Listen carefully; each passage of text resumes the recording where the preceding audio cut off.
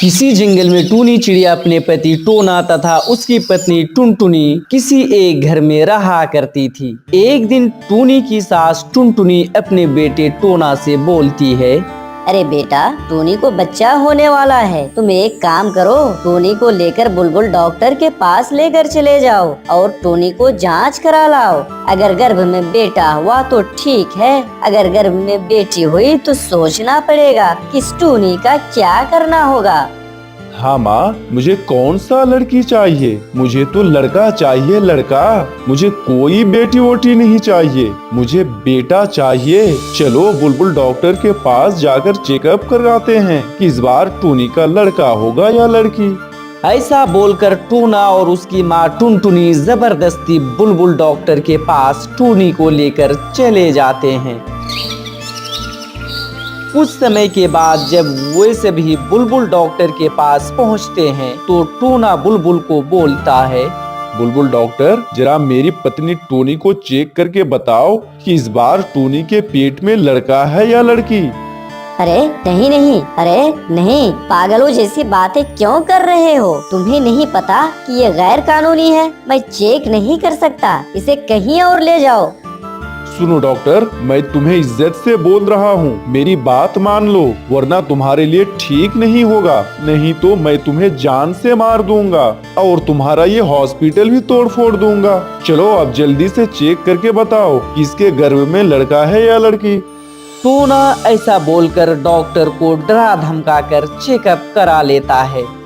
Doctor बुलबुल जब टूनी की जांच करता है तो उसे आश्चर्य होता है और कहता है, अरे ऐसा कैसे हो सकता है? ये तो मैं पहली बार देख रहा हूँ, ये कैसे मुमकिन है?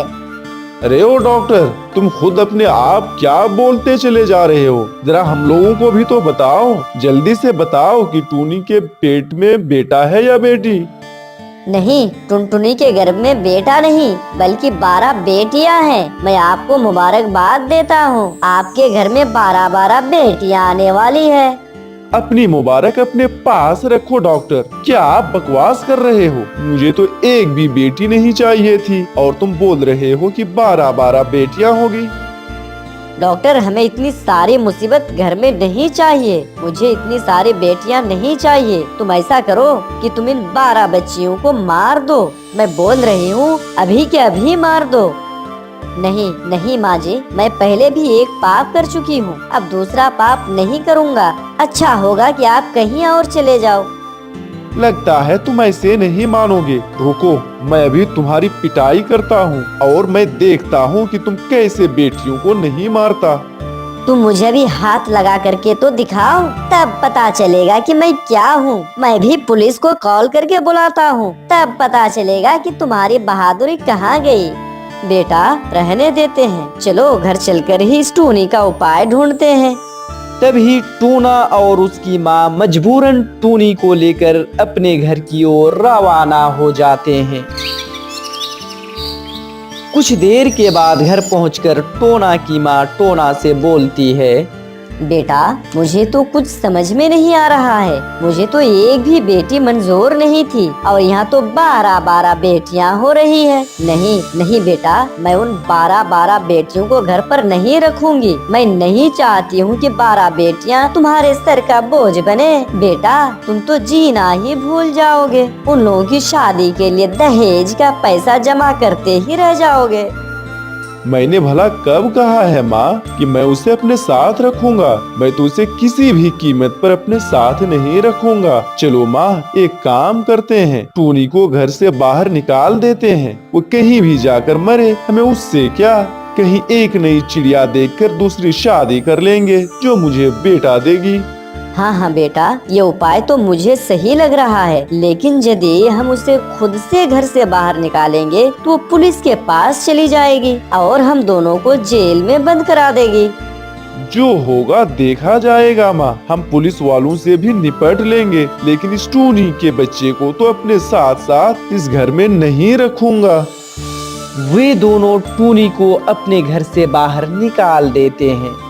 टूनी उन दोनों के सामने रोती और गिड़गिड़ाती है, माँ जी, टोना जी, आप दोनों मुझे घर से बाहर क्यों निकाल रहे हैं? इसलिए कि मेरी 12 बेटियां होने वाली है। अब मेरा क्या होगा? मैं उन्हें कहाँ रखूंगी? ऐसा मत कीजिए माँ जी। आप दोनों के अलावा मेरा इस दुनिया में कोई नहीं है। मेरे बारे में ना सही, कम से कम मेरे आने वाले 12 बेटियों के बारे में तो सोचिए टोना जी। अरे टोनी, तुम कहीं भी जाकर मरो, हमें क्या? मैं तो तुम्हें पहले ही कहा था कि हमें लड़का चाहिए, लड़का। लेकिन नहीं, तुम तो 12 बेटियां जन्म देने वाली हो। लेकिन माँ जी, मैं मानती हूँ कि मेरी 12 बेटियां होने वाली है, लेकिन इसमें तो मेरा कोई कसूर नहीं। ये तो ईश्वर की देन है। आपको तो खुश होना चाहिए माँ जी कि आपके घर में 12 बेटियां आने वाली है। अरे भाड़ में गई तेरी 12 बेटियां। अपनी 12 बेटियों को अपने पास ही रखो। तभी टूनी मायूस होकर रोते हुए जंगल की ओर रवाना हो जाती है।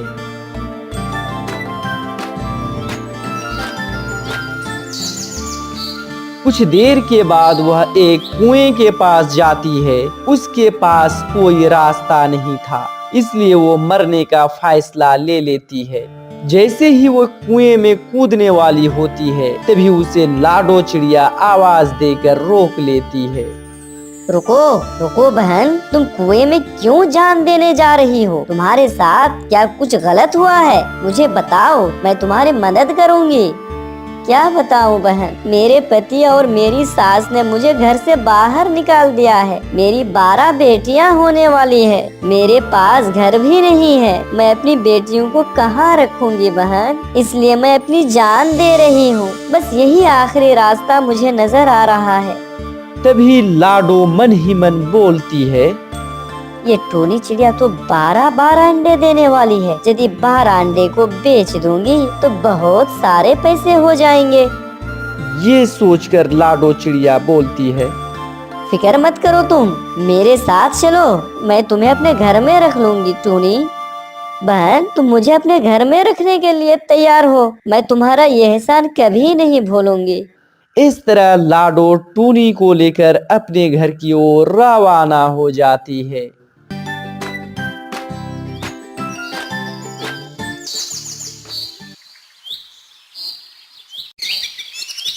इस तरह घर पहुंचने के बाद टूनी चिड़िया लाडो चिड़िया के घर में रहने लगती है। कुछ दिनों के बाद टूनी ने लाडो के घर पर 12 अंडे दिए। फिर एक दिन जब टूनी चिड़िया अपने लिए दाने लाने बाहर निकलने वाली थी, तभी टूनी चिड़िया लाडो चिड़िया से बोलती है, लाडो बहन, मैं अपने लिए दाना लाने बाहर जा रही हूँ। तुम मेरे अंडों का ध्यान रखना। हाँ हाँ टूनी बहन, कोई चिंता की बात नहीं। आप दाना लेने जाओ। आखिर यहाँ कौन आएगा आपके अंडे को चुराने? ऐसा बोलकर टूनी चिड़िया दाना लाने बाहर की ओर रवाना हो जाती है। तभी लाडो बोलती है, टूनी तो अभी दाना